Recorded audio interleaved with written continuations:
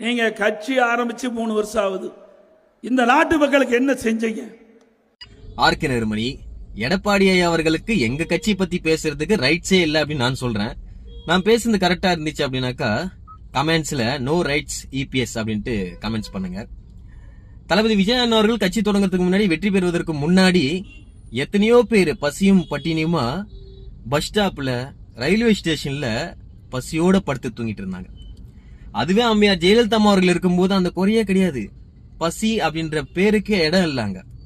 பல பேரோட பசி தீர்த்தாங்க அம்மா உணவகம்.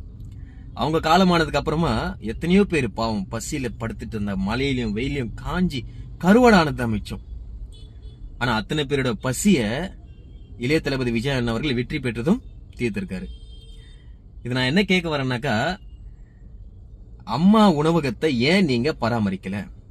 நீங்க என்ன பண்ணீங்க அப்படின்றது சொல்லுங்க. நாங்க என்ன பண்ணிட்டு இருக்கோம் அப்படின்றது நாட்டு மக்கள் முழுவதும் பார்த்துட்டு இருக்காங்க. நன்றி.